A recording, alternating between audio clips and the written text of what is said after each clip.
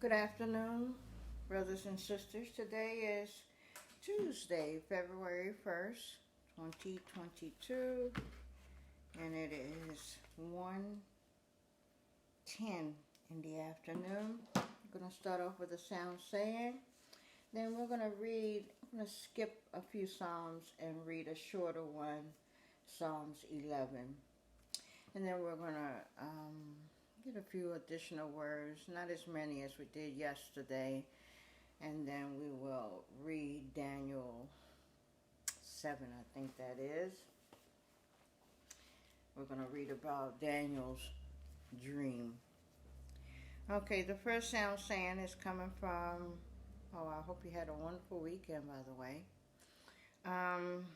Philippians 1:6, and it says, He which has begun a good work in you will perform it until the day of Jesus Christ. He who has begun a good work in you will perform it until the day of Jesus Christ. That means that when God has begun to transform you into something that He can use, that is what it means when it says He has begun a good work in you.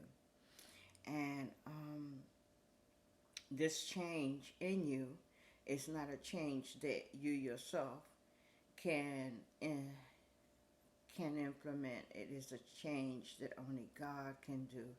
And He changes us from the inside out and not from the outside in. Okay, so this is why when people meet you after the change, they only recognize the outer individual. They tend to be confused with the new person in you, which is better than the old person in you. Okay? And the back is coming from Colossians 3:11b, and it says, But Christ is all and in all. Christ is all and He is in all. Okay? All right, let's put this away. And I have just a few readings from my notes from December 11, 2019. I have some verses from Jeremiah 1 that I'd like to share with you. The first one is Jeremiah, and these verses I copied them into my notes according to the way they are written in the Bible. So not all Bibles are written the same. Some Bibles have it where the words of Christ are generally in red, and other Bibles have it where anything in a chapter or a verse that is extremely significant, it is also written in bold letterings, and I will always say that to you, that it is in bold letterings. That means all uppercase letterings. And these particular verses that I copied were all in bold lettering. Okay, so starting from Jeremiah 1 verse 5, it says, Before I formed thee in the belly I knew thee, and before thou comest forth out of the womb I sanctified thee, and I ordained thee a prophet unto the nations. So in this verse here, we can think of Jesus, we can think of John the Baptist. These are two individuals. We can think of Samuel. These are three individuals. There are many more individuals, but these are the three from the top of my head that were anointed or ordained in the womb. Okay? These individuals are ordained in the womb. And even if you are not among those ordained in the womb, God is still more familiar with you in your mother's womb than your mother is. Your mother does not know you until you exit the womb, okay? But while you are being wove together in the womb, God is familiar with every aspect of your development, okay? He's also familiar with how you will live your life and everything that is to be known about you. He knows it. All right? So that's what this says. Before I formed thee in the belly, I knew thee. Okay? Your parents can never say that at all. All right? And before thou comest out of the womb, I sanctified thee, and I ordained thee a prophet unto the nations. Jeremiah 1:8. We're skipping a little bit here. Be not afraid of their faces, for I am with thee, saith the Lord. If you are a servant of God, it is not of God's servant to have fear in their heart. So you should not be afraid to say that which is righteous in the face of the nations. All right? It says, be not afraid of their faces, for I am with thee, said the Lord. Or Jeremiah 1:9 says, then the Lord put forth his hand and touched my mouth, and the Lord said unto me, behold, I have put my words in thy mouth. So he touched the mouth of Jeremiah. We're talking about Jeremiah here. Jeremiah 1:10, see, I have this day set thee over the nations and over the kingdoms, to root out and to pull down and to destroy and to throw down, to build and to plant. So this is our job, to root out that which is deceptive and false, okay, and to put in that which is good and right in the sight of God. Okay, and oftentimes that contradicts with where the world is today spiritually. All right. 1:17, I will read 1:10 again. See, I have this day set thee over the nations and over the kingdom, to root out and to pull down and to destroy and to throw down, to build and to plant. So when you are building and you planting, you are putting in good, righteous seeds through your mouth. All right. Jeremiah 1:17, thou therefore gird up thy loins and arise and speak unto them all that I command thee. Be not dismayed at their faces, lest I confound thee before them. That means I will punish you in front of them, the nations. And he has done that numerous times, Father. Numerous times, including Moses. Okay? Moses did not make it through the promised land for something he failed to do. He failed to follow instructions according to the way God gave them to him. And Saul also lost his kingdom because he also disobeyed the Lord in handling the Amalekites. He told him to destroy everything. He even said women, children, cattle, everything.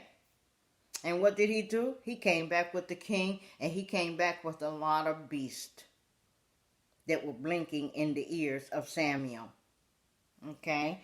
And what did the Lord said to Moses? He said, speak to the rock. He didn't say strike the rock.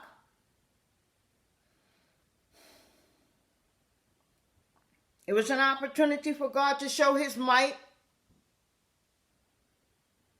And because Moses was slightly temperamental, and not because of God, because of the people he was leading, he failed to speak to the rock. Instead, he struck the rock several times. And that's how the water came. Okay?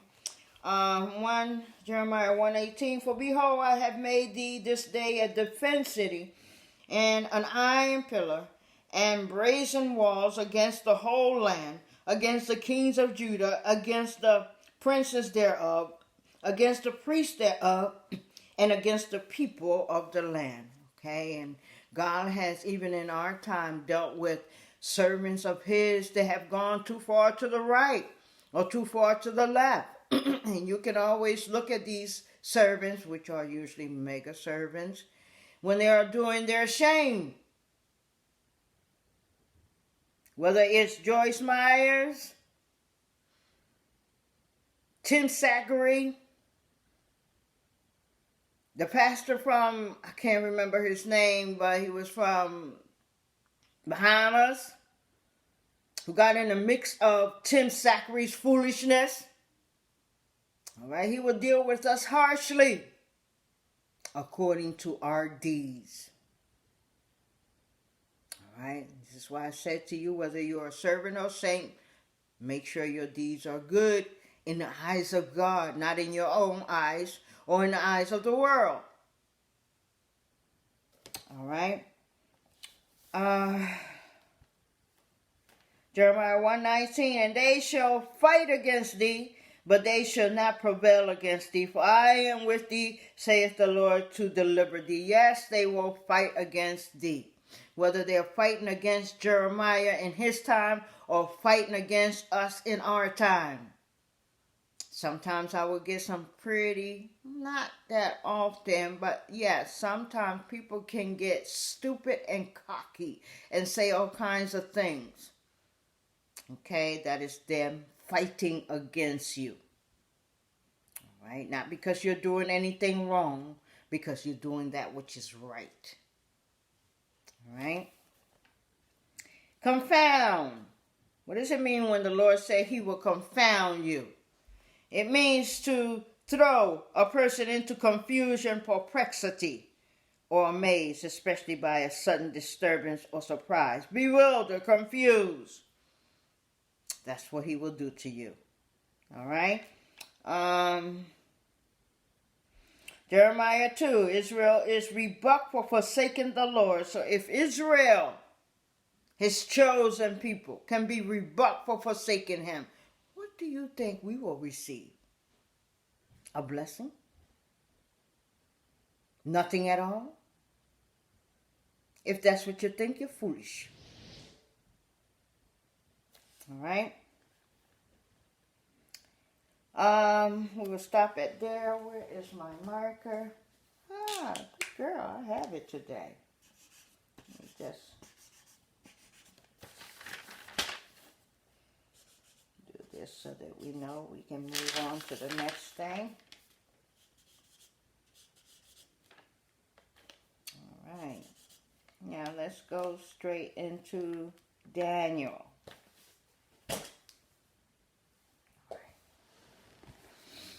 Oh, we have a sound saying here for Daniel.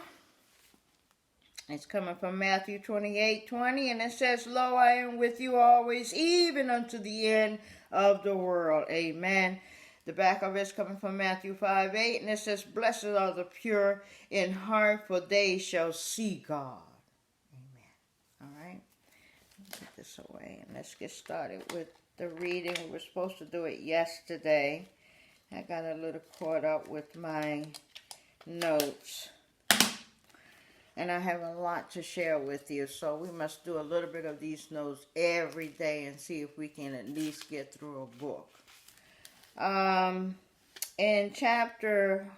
I don't have my colorful Bible with me. Okay, in this particular chapter, it is 28 verses. And it doesn't have a true heading here. It just says Daniel's dream of 4 beasts.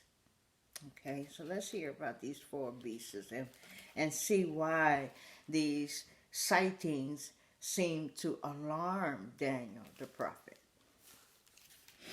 In the first year of Belshazzar, king of Babylon, Daniel had a dream, and visions passed through his mind as he was lying on his bed. He wrote down the substance of his dream. I tend to do that a lot too when I have a dream. I tend to roll over, grab a pen, and write the dream down. Because if you don't, you will forget the dream. And you can't find the meaning of the dream if you can't recall the dream. And sometimes you can dream a dream and not recall it. Strange. Okay, so he did do the wise thing, and he wrote down the substance of his dream. Daniel said, In my vision at night I looked, and there before me were the 4 winds of heaven churning up the great sea. And we can see that in our world today, where the seas in every corner of this world is being churned up. And it churns up so high that sometimes it can bring in a 50, 30, or 100-foot wave into the land and destroy many, kill thousands. Okay, so this dream is actually coming into existence now in our time. Okay, so it says, Daniel said, in my vision at night I looked, and there before me were the four winds of heaven churning up the great sea. Four great beasts, each different from the other, came out of the sea. So he saw four beasts walking out of the sea. Okay, try to stay with me here so that you can see why this dream was so alarming or disturbing to the prophet who had it. It says the first one was like a lion, and it had the wings of an eagle. So imagine in your mind seeing something coming out of the Pacific or Atlantic Ocean that looks part like a lion and has wings like an eagle. All right. I watched until its wings were torn off, and it was left from the ground, and it was lifted from the ground so that it stood on 2 feet like a man, and the heart of a man was given to it. So it looked like a lion with the feathers of an eagle, and the eagle's feathers were torn off. Okay, it said the first was like a lion, and it had the wings of an eagle. I watched until its wings were torn off. So this beast was kind of, when you tear the wings from a bird, you destroy the animal. It cannot take flight. It is disfigured. It is not a blessing to that beast to have its wings torn off, nor is it a blessing to any bird, whether it's a hawk or a pigeon or an eagle, to have its wings torn off. You have virtually destroyed this animal. Okay? So its wings were torn off, and then it stood on his hind legs like a man. Yet it did not have the heart of a man, of a beast, or of a lion, or of an eagle, which it had parts of these particular animals. It had the heart of a man. Strangely enough. Let's continue. The first was like a lion, and it had the wings of an eagle. I watched until the wings were torn off, and it was lifted from the ground so that it stood on 2 feet like a man, and the heart of a man was given to it. And there before me was a second beast which looked like a bear. It was raised up on one side of its side, and it had 3 ribs in its mouth between its teeth. It was told, Get up and eat your fill of flesh. So this is a destroying beast here. Okay. At the end, we will put all these things together.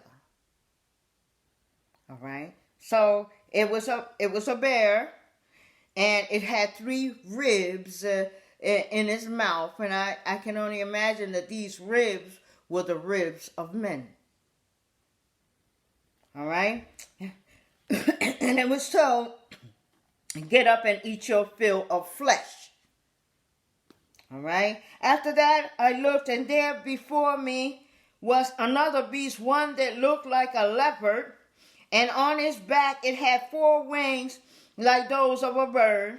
This beast had 4 heads, and it was given authority to rule. So if you see this third beast, you will know just by the number of heads that this beast had, it was a stronger beast than the second and the first.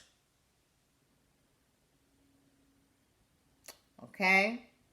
It was much stronger than the first and second beasts put together. All right? This beast had 4 heads, and it was given authority to rule. After that, in my vision at night, I looked, and there before me was a fourth beast. Okay, now this fourth beast, if you think the third one is frightening, the fourth one is even stronger than the third. Okay, let's continue. After that, in my vision at night, I looked, and there before me was a fourth beast, terrifying and frightening, and very powerful. As I said, this very fourth beast was stronger than the third beast, which was stronger than the first and second beast together. Now, this fourth beast was stronger than all three of the other beasts that came out first. All right, are you still with me? I hope so. Okay. After that, in my vision at night, I looked, and there before me was a fourth beast, terrifying and frightening and very powerful. It had large iron teeth. It crushed and devoured its victims. Okay, victims would be men. If it were beast, then it would say beast. It would say it had large iron teeth. It crushed and devoured its beast, but it said its victims. So that means that beast was crushing and devouring men.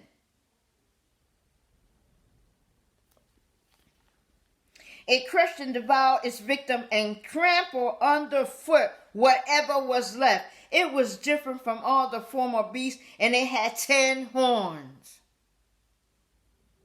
All right. While I was thinking about the horns, there before me was another horn, a little one, which came up among them, and 3 of the first horns were uprooted from it. Okay, so it lost 3 of its horns.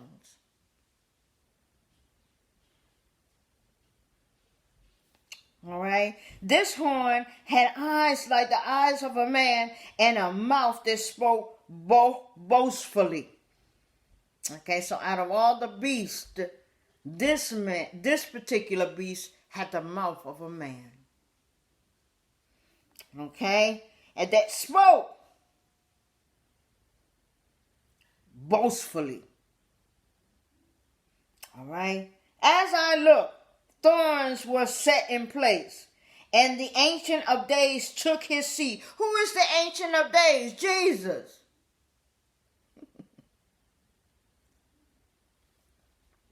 His clothing was as white as snow. The hairs on his head was white like wool. This is Jesus. This is why I get extremely upset. And although Passion of the Christ was the most excellent movie ever made, there was only one thing wrong with that movie. It was the color of Christ.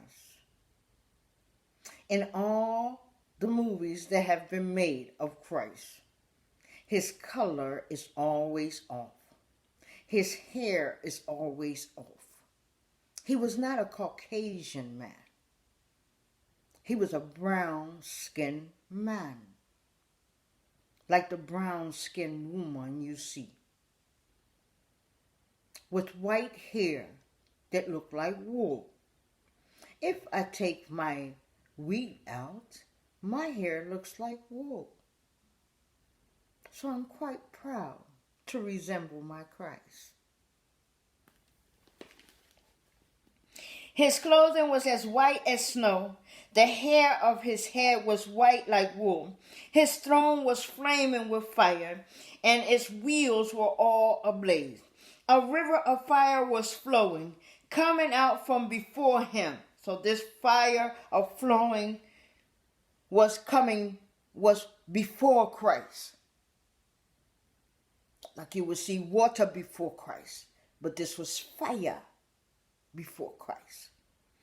All right? A river of fire was flowing, coming out from before him. Thousands upon thousands attended him. Okay? 10,000 times 10,000 stood before him. As he comes in his second coming. This will not be special effects, America or world. Man will have nothing to do with what we behold with our eyes. And as the book says, thousands upon thousands will accompany him. There will be thousands upon thousands coming from the air.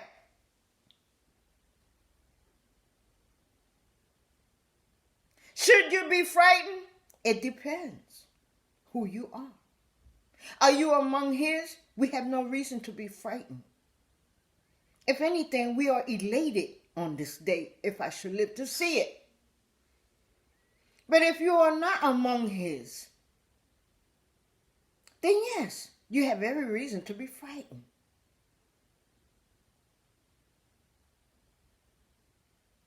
Every reason. A river of fire was flowing, coming out from before him. Thousands upon thousands attended him. 10,000 times 10,000 stood before him. Okay, the court was seated. And the book was open.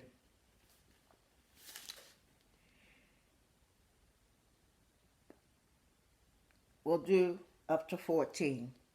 You know, I don't like to rush. All right. Then I continued to watch because of the boastful words the horn was speaking. Okay, this is the fourth beast was still speaking. Okay. Then I continued to watch because of the boastful words the horn was speaking. I kept looking until the beast was slain and its body destroyed and thrown into the blazing fire. Okay, so this beast was among those that belonged to Lucifer. All right. 12. The other beasts had been stripped of their authority, but were allowed to live for a period of time. In my vision at night, I looked, and there before me was one like a son of man coming with the clouds of heaven. He approached the Ancient of Days and was led into his presence. He was given authority, glory, and sovereign power. All people, nations, and men of every language worshipped him. His dominion is an everlasting dominion that will not pass away, and his kingdom is one that will never be destroyed. So when you listen to these scientists trying to give you their impression of how the world will end, it's just a bunch of garbage. Trying to find another planet to go, that is just a bunch of garbage. The planet called Earth is the planet that was created for mankind to occupy. If there are other creatures upon these planets, God knows of them as well. Instead of being concerned about what we can find in the galaxy, we ought to be taking all of our funds that we are wasting on NASA and secure our place here on Earth. For if you look from corner to corner on Earth, there are people suffering everywhere. But with the stupidity of man,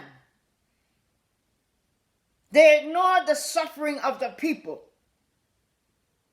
and go into places they do not belong. And sooner or later, my brothers and sisters, they will bring things into this world that they had found in another planet and cause mayhem. Why do you think there's such secrecy in everything NASA does? Why do you think there's so much deception in every word spoken by NASA?